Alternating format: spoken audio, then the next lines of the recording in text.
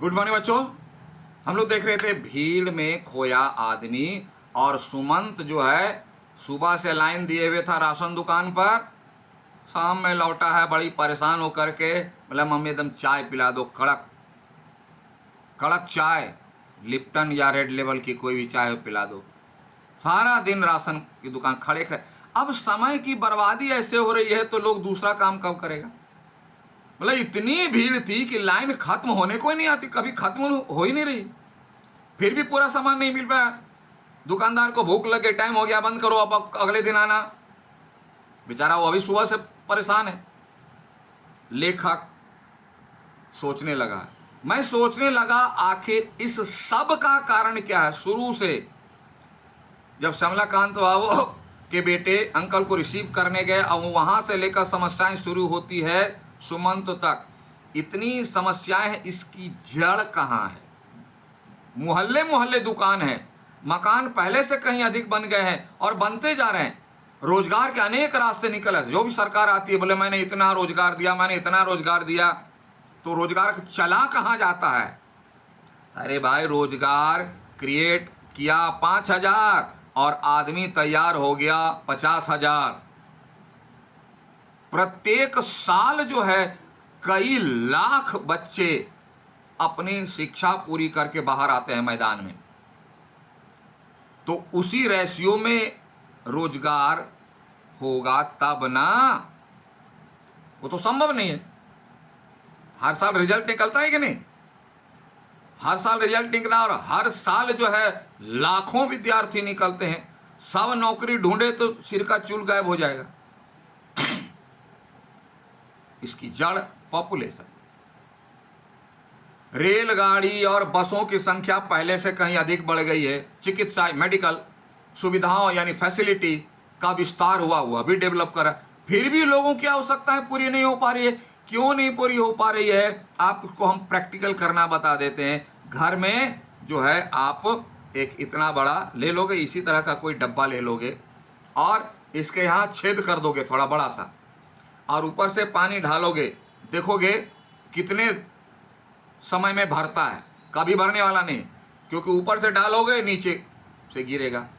यहाँ डेवलप है और यहाँ जो पॉपुलेशन जो है सब खाते जाता है, तो कहाँ से होगा।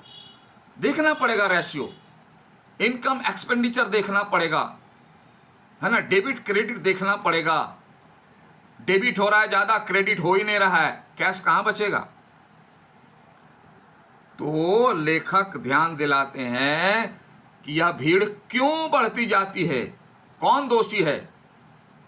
मैं, हम, क्या आदमी स्वयं इसके लिए उत्तरदायी नहीं है। 101%। अभी उतना समय नहीं है, लेकिन मैं बहुत ब्रीफ करके छोटा बताता हूँ। मैं जब प्रोजेक्ट में काम करता था तो सभी गांव वाले सरकार पर, सरकार ये नहीं देती, वो नहीं देती, ये नहीं देती, खाना नहीं देती, स्कूल नहीं देता वगैरह, ठीक है। मैंने कहा आज से सरकार सब कुछ देगी, तब तो ठीक। बोला हाँ सर, चलिए एप्लीकेशन लिखिए। मैं गारंटी लेता हूं सरकार आपके बच्चों के लिए सब कुछ देगी। तुरंत लिख दिया, सब साइन भी कर दिया। हेडमास्टर थे मिडिल स्कूल के, हम बोले चलिए सर देखिए, अब जब गांव वाले एडमिशन कराने आएंगे तो आप रजिस्टर में लिखते हैं ना बच्चे का नाम, बच्चे के पिता का नाम, तो पिता के नाम के कॉलम में लिखिएगा झारखंड सरकार। मोहल्ले वाले गुस्से हो गए, क्यों सर। हम ले, अरे खाना देगी सरकार, कपड़ा देगी सरकार, पढ़ाएगी सरकार, तो आप सिर्फ सर पर पगड़ी बांध करके घूमिएगा कि बेटा मेरा, बेटी मेरी, पिता किस काम का। नहीं सर एप्लीकेशन फाड़ दीजिए सर, फाड़ दीजिए सर। समझ, तो इसके जिम्मेवार हम लोग हैं, देखना पड़ेगा। घरों में बच्चों की भीड़ है और यह भीड़ भले ही हमें अच्छी लगती हो। जानते हैं मैं 5 संतानों का पिता हूं, ये हो सकता है अच्छा लगे, किलकारी अच्छी लगी घर में, लेकिन जब तक बच्चों के पालन पोषण की, रहन सहन की, शिक्षा दीक्षा की पूरी व्यवस्था ना हो, यह भीड़ दुखदाई बन जाती है। हम अपना परिवार का विकास तो कर लेते हैं, लेकिन अगर उसे अच्छा जीवन ना दे सकें तो यह बेकार है। पिता माता कहलाने का हक नहीं मुझे? अस्पताल में भीड़ क्यों है? क्या यह भीड़ किसी को सुहाती, किसी को सुहाती में तो अच्छी लगती है? कभी नहीं। क्या स्वेच्छा से कोई अस्वस्थ होता, कोई मन करता है हे प्रभु हमको बीमार कर दीजिए? ऐसा होता नहीं है। नहीं, कोई स्वयं बीमार नहीं होना चाहता। बीमारी कुपोषण से, गंदे और संकीर्ण मकानों के दूषित वातावरण से होती है। कभी बड़े शहरों में गए हो तो देखने का मौका मिला होगा, एक कमरे में 12-15 आदमी। मैं तो दुखा हूं, मैं देखा हूं। तो कैसे हो सकता है वहां जितना आदमी रहेगा उसका जो है उच्छिष्ट यानी जो गार्बेज है, कचरा होगा, उतने आदमी की सांसें उस कमरे में निकलेगी, जाएंगी, ऑक्सीजन मिल चाहिए ज़्यादा, छोड़ेंगे कार्बन डाइऑक्साइड ज़्यादा, कहाँ से रह पाएंगे, कैसे रह पाएंगे? पॉल्यूशन तो होगा ही। अब समाधान दे रहे हैं राइटर, यदि सीमित परिवार हो, लिमिट, स्वच्छ जलवायु हो और खाने के लिए भरपूर भोजन सामग्री हो तो बीमारी से बचा जा सकता है। 5,000 कमाते हैं, खाने वाले हैं 10, तो कहाँ से होगा? वही रोटी सब्जी खा रहे हैं, बीमार हुआ तो इलाज कराने का पैसा नहीं है, पढ़ाने का पैसा नहीं है। तो इस तरह हमें देखना पड़ेगा। रेल बस में भीड़ का कारण भी बढ़ती हुई जनसंख्या है। यहाँ सॉल्यूशन दे रहे हैं, देश के अनुशासन पर दुष्प्रभाव पड़ता है। अब 5,000 भीड़ के कंट्रोल में अब 5 जो है डंडा वाला सिपाही दे देगा तो क्या कंट्रोल कर पाएगा? भीड़ ज्यादा बढ़ेगी, कंट्रोल नहीं होगा। सड़क पर दुर्घटनाएं होती हैं, देख लो रामपुर हाट में कितनी भीड़ हो गई। जब मैं आया था रामपुर हाट बड़ा आराम लगता था, आहा बहुत शांति वाला है, लेकिन इधर सब शांति छिन गई। क्यों? पैदल चलने में डर लगता है कि पीछे से कौन आके धक्का मार देगा, साइड से धक्का मार के चला जाएगा। सार्वजनिक यानी पब्लिक प्लेस पर नियम और व्यवस्था का पालन नहीं तो कौन नियम मानता है? भीड़ को कंट्रोल करना बड़ी मुश्किल बात। जिस काम के लिए आदमी दफ्तर, ऑफिस, कचहरी, कोर्ट, जहां जज साहब बैठते हैं, अस्पताल, स्टेशन आदि स्थानों पर जाता है, समय, शक्ति और धन व्यय करके भी वह कार्य सिद्ध नहीं कर पाता। पैसा खर्चा करने के बावजूद काम नहीं होगा। क्यों? वह स्वयं भीड़ में खो जाता है। मतलब भीड़ इतनी है कि उसमें उसका अस्तित्व जीरो हो जाता है, समाप्त हो जाता है। क्या करें? मान लो 1 प्लेट खाना है, एक व्यक्ति को दे दो तो भर पेट खाएगा, पड़े हाँ बहुत अच्छा। 1 प्लेट खाना है, 100 आदमी तो जो कुछ आइटम होगा वो भी नहीं मिलेगा। और इस पर एक घटना याद आ गई, बचपन की घटना, आप लोग भी देखे होंगे। पतंग उड़ाते थे हम लोग, तो पतंग उड़ाने में जो पतंग कट जाती थी उसको लूटने के लिए 20-25 बच्चे दौड़ते थे। और पतंग क्या कागज का, वो भी पतले कागज का तो बनी होती है। तो पतंग को लूटने के लिए वो डंडा में झाड़ फांस लगा करके ऊपर ही फंसाते थे कि मुझे मिल जाए, मुझे मिल जाए।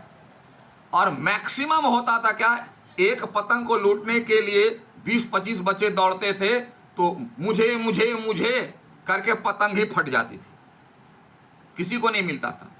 इसी को बोलते हैं भीड़ में खोया आदमी, पतंग का अस्तित्व समाप्त, जीरो हो गया, किसी को नहीं मिला। उसी तरह आज है, साधन को नोच रहे हैं। भीड़ में खोया आदमी शायद यह तो समझ ही जाता है कि वो उसका अस्तित्व समाप्त क्यों हुआ, लेकिन समझता है, लेकिन अपने लाइफ में उसको इंप्लीमेंट नहीं करता।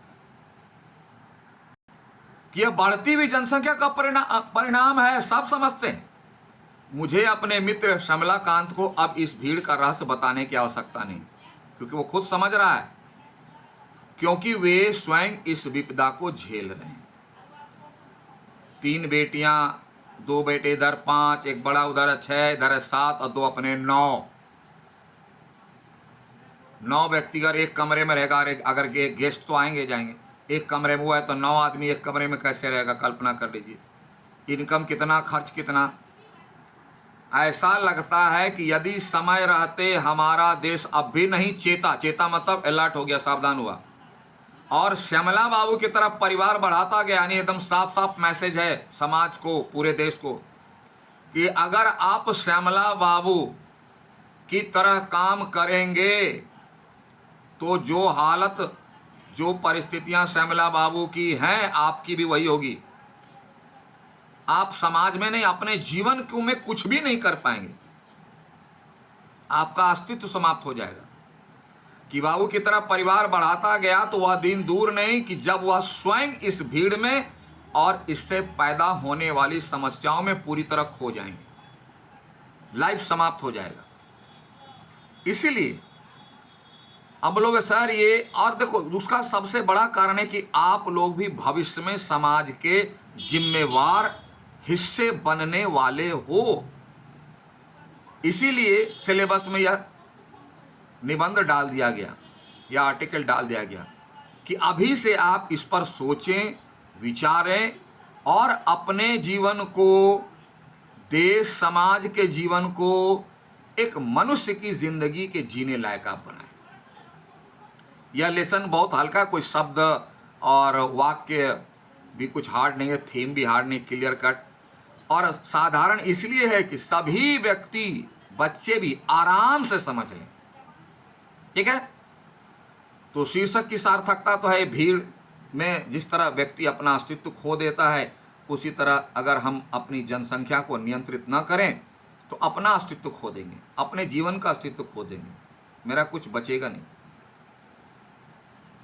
शीर्षक की सार्थकता, जनसंख्या की समस्या लेकर शुरू हुई और अंत भी समाधान की ओर होते हुए हुआ है। बीच में जितनी भी बातें आई है सब जनसंख्या से रिलेटेड है, जो एक भीड़ की मुताबिक है, भीड़ की तरह है। प्रासंगिकता बहुत क्लियर है कि आज के समाज में हम लोग अपने परिवार पर नियंत्रण नहीं रखते, सिर्फ परिवार की फौज खड़ी कर लेते हैं, आज भी वही है। लेकिन जो लोग ऐसे नहीं है, देखो उनका परिवार कितना सुखी है। मैसेज कि हमें इस तरह से अपने परिवार को नियंत्रित रखना चाहिए, तभी मनुष्य का जीवन सार्थक होता है, सफल होता है, अन्यथा नहीं होगा। It's okay.